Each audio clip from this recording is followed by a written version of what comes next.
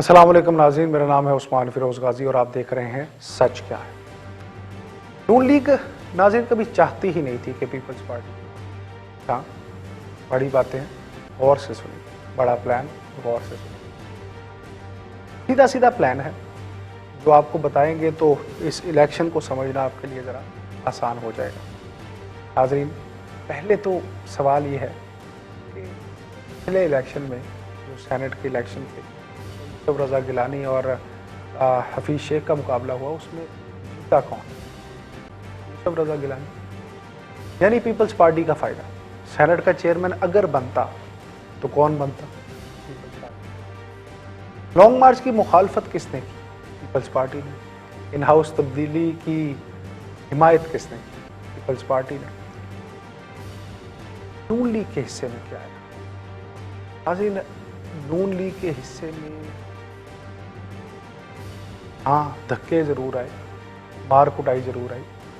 تو ایک سوال یہاں پہ یہ بھی ہے کہ چیئرمین سینٹ کے الیکشن سے پہلے ایسا کیا ہو گیا کہ نواز شریف نے اداروں کے سربراہ تک کے نام لینے شروع کر دیے؟ ایسا کیا ہو گیا کہ پہلے ہی فون کر کے ہراساں کرنے کے الزامات اور پھر پریس کانفرنسز کی گئی؟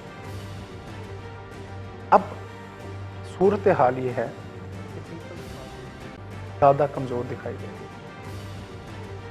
کیسے کمزور دکھائی دے رہی ہے؟ پہلے ان کے پاس ناظرین ڈپٹی سینٹ کی سیٹ تھی، اب کیا ہے؟ اور ایک اور مزے کی بات یہ ہے کہ ڈپٹی چیئرمین سینٹ صاحب کے الیکشن کی بات کی جائے اگر، تو جو مرزا صاحب ہیں، اگر ان کا سیاسی شجرہ نکالا جائے تو وہ نون لیگ سے جا کے ملتا ہے، جس پر نواز شریف صاحب مریم نواز صاحبہ نے معذرت یہ کہا تھا کہ یعنی پی ٹی آئی کا نام لے کر کہ اس جماعت کے پاس کیا سیاسی حیثیت یا عزت ہوگی جو سینٹ میں اکثریتی پارٹی ہونے کے باوجود اپنی جماعت کے رکن کو چیئرمین کے لیے نامزد نہ کر سکے، اور اس کے لیے اس کو اسٹیبلشمنٹ کے آگے ناک رگڑنی پڑے، اور جس نے ڈپٹی چیئرمین کے لیے نون لیگ ہی کے سینیٹر کو نامزد کر دیا۔ ناظرین اب جو صورتحال نظر آ رہی ہے اس میں نون لیگ کے پاس حکومت کے خلاف بات کرنے کو بہت کچھ ہے۔ اگر یوسف رضا گیلانی کا جیتنا ممبران کی بے ضمیری تھی تو آج کیسے حق کی آواز ہے؟ مطلب سیدھا ہے، اور وہ یہ کہ گیم پلان نون لیگ کا معلوم ہوتا ہے، جس میں بظاہر جیت پی ٹی آئی کی ہے مگر سیاسی جیت نون لیگ کے سے ہے۔ اب ڈپٹی چیئرمین سینٹ صاحب کے الیکشن کا احوال بھی خاصا دلچسپ معلوم ہوتا ہے۔ مرزا محمد افریدی 54 ووٹ لے کر ڈپٹی چیئرمین سینٹ منتخب ہوئے، جبکہ مد مقابل اپوزیشن اتحاد کے مولانا عبدالغفور حیدری کو صرف 44 ووٹ ملے۔ ڈپٹی چیئرمین سینٹ کے انتخابات میں کوئی ووٹ مسترد نہیں ہوا، اور یوں حکومتی امیدوار نے اپوزیشن امیدوار سے 10 ووٹ زیادہ لیے، یعنی ایسے ایوان میں جہاں اپوزیشن کے 51 اور حکومت کے 47 ووٹ تھے، 7 ووٹ یوسف رضا گیلانی کے مسترد ہوئے جو ڈپٹی چیئرمین سینٹ میں پلس کر دیے گئے۔ اگر ان دونوں میں 7 ووٹ مسترد اور پلس کو دیکھا جائے تو آپ کو تمام الیکشن بآسانی سمجھ آ جائے۔ اگر یہ کام نون لیگ نے بھی کیا ہے تو پرچہ تو اداروں کے نام کا ہی پھٹے گا نا۔ بڑی غلطی بڑی مشکل، اب ہونے کیا والا ہے بتاتے ہیں۔ اس سے پہلے آپ کو یہ بتاتے چلے کہ حکومت کی غلطیاں بلکہ سنگین غلطیاں کیا تھیں۔ آغاز ہوتا ہے عمران خان کے اجلاس سے۔ بتانے والوں نے بتایا ہے کہ خان صاحب کو کل ذرا نیند مشکل سے آ رہی تھی، تو پرسکون نیند سونے کے لیے جناب وزیر اعظم نے ایک اجلاس بلایا اور ووٹنگ سے پہلے قرآن پر حلف لینے کا کہا، جس پر 2 سینیٹر شدید طیش میں آ گئے۔ پی ٹی آئی کے سینیٹر اعجاز چودھری نے حکومتی سینیٹرز کو جب قرآن پہ حلف لینے کا کہا، اس کی تصدیق بھی کی ہے۔ اور ناظرین ایک صحافی نے اعجاز چودھری صاحب سے پوچھا کہ پرویز خٹک نے قرآن اٹھانے کا کہا تو کیا بہت سارے سینیٹرز ناراض ہوئے؟ اس پر اعجاز چودھری نے کہا کہ نہیں، کوئی سینیٹر ناراض نہیں ہوا۔ صحافی نے اعجاز چودھری سے پھر پوچھا کہ کیا سارے حکومتی سینیٹرز نے قرآن کا حلف اٹھا لیا تھا؟ اس پر پی ٹی آئی رہنما نے جواب دیا کہ جس کی دلچسپی تھی انہوں نے قرآن اٹھایا تھا، اور یہ ایسا کوئی متنازع مسئلہ نہیں ہے۔ ناظرین سوال یہ نہیں کہ کس نے حلف اٹھایا اور کس نے حلف نہیں اٹھایا، سوال یہ ہے کہ اس حد تک جانے کی ضرورت ہی کیوں محسوس ہوئی۔ ناظرین جیسے ہی سینیٹرز چیئرمین اور ڈپٹی چیئرمین کے انتخاب کی غرض سے پہنچے تو حلف برداری ہوئی۔ इस मरहले के बाद ना जाने सेनेटर मुस्तफा नवाज खोखर को कहाँ से पता चल गया, ज़रूर इनके पास कोई खुदादाद सलाहियत होगी, इनकी नज़रों में से ज़ाहिर है कुछ बच नहीं पाता होगा, तो ऐवान में लगे खुफिया कैमरों का फौरी पता लग गया खोखर साहब और उन्होंने उसकी निशानदेही भी कर दी। खोखर साहब का ज़रूर इस ऐवान में इतना भाईचारा होगा कि इनको इतला मिल गई, बसूरत दीगर ये मुमकिन ना था। मुसद्दिक मलिक साहब ने भी इस निशानदेही में मदद की और तो और फवाद चौधरी ने भी मदद की। एक नहीं, दो नहीं, बल्कि 6 खुफिया कैमरे ऐवान से निकाले। अब सवाल ये उठता है कि किसने लगाए ये कैमरे और कहाँ से आ गए ये कैमरे। अब हंगामा राई शुरू हो गई और एक बार फिर रवायती सियासत का आगाज़ हुआ। इसमें हुकूमत ने मुद्दा डाला अपोजिशन पर और अपोजिशन ने हुकूमत पर। हाँ, हुकूमत पर डालना तो नाज़रीन समझ आता है, मगर अपोजिशन पर डालना कहाँ की अक्लमंदी है। हुकूमत अगर अपने ऐवान की हिफाजत नहीं कर सकती तो फिर क्या कहा जा सकता है। जस्का में भी ऐसा नहीं हुआ था कि हुकूमती मशीनरी ने इल्ज़ाम ही अपोजिशन पर धर दिया था। अब यहाँ आपका ये जानना भी ज़रूरी है कि बकौल खोखर साहब के सादिक संजरानी साहब सुबह 5 बजे तक मतलब सेनेट बिल्डिंग में मौजूद थे। और नाज़रीन, शायद उनका ये कहना है कि ये कैसे मुमकिन है, ये सवाल उनका जायज़ है कि ये कैसे मुमकिन है कि उनके होते हुए ये कैमरे नस्ब हो। और उनका कहना है कि हुकूमत की चोरी पकड़ी गई है, अब देखना है कि कौन कौन इसमें शामिल है और सज़ा किसको किसको मिलती है। बल्कि जो PDM के रहनुमा हैं उन्होंने तो इस सूरत हाल पर कोर्ट जाने, इलेक्शन कमीशन से नोटिस का मुतालबा किया है। और अगर ऐसा नहीं है, यानी सादिक संजरानी साहब जो है वो 5 बजे तक मौजूद नहीं थे और उनकी नॉलेज में ये नहीं था, तो जाहिर है अब वो चेयरमैन सेनेट मुंतखब हो चुके हैं, वो इस हवाले से ज़रूर कुछ ना कुछ जो सबूत हैं वो अवाम को फराहम करेंगे और सेनेटर्स को फराहम करेंगे, जिससे ये साबित होगा कि वो सुबह 5 बजे तक सेनेट में मौजूद नहीं थे।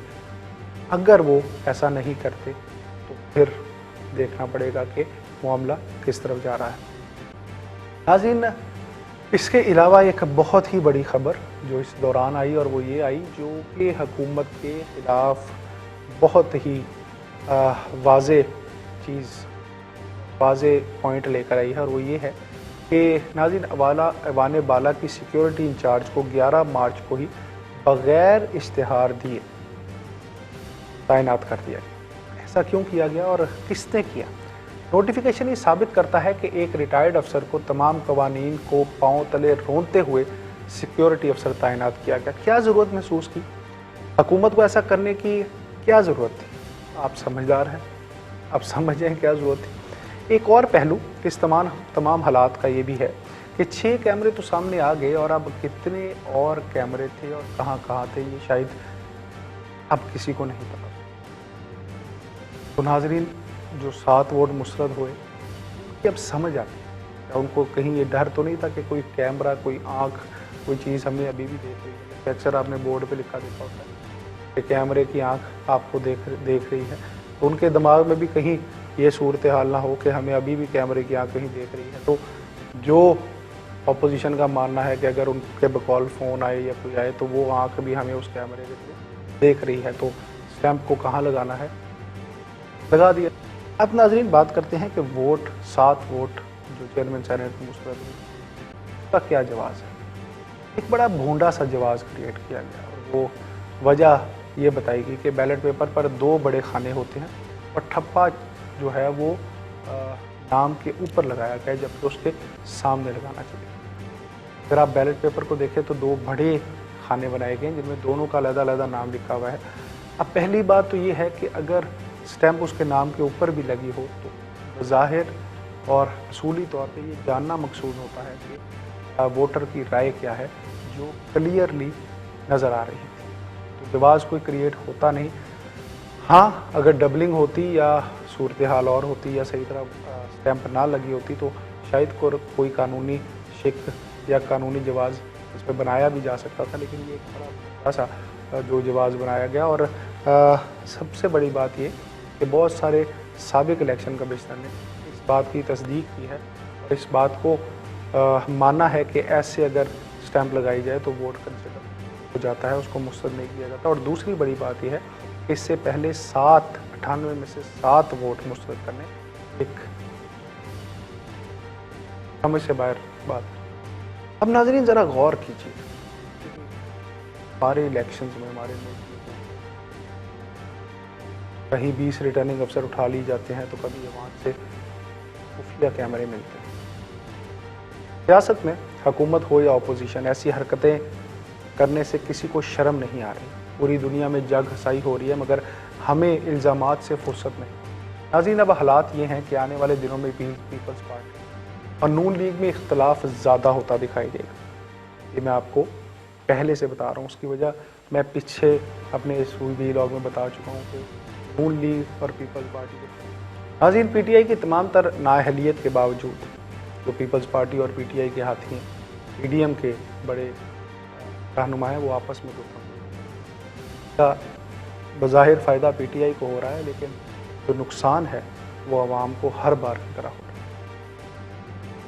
ہر بار کی طرح اپنے مفادات کو ملک سے اور عوام سے آگے رکھا ہے، اور عوام بیچاری اس امید کو لگائے بیٹھی ہے کہ شاید وہ جو اپوزیشن ہے وہ ان کو مہنگائی کی چکی سے مہنگائی میں پستے غریب عوام کو جو ہے وہ ریسکیو کریں گے، لیکن ایسا کچھ ہوگا نہیں۔ عام حقائق کے ساتھ سوچیے، سمجھیے، کیونکہ پاکستان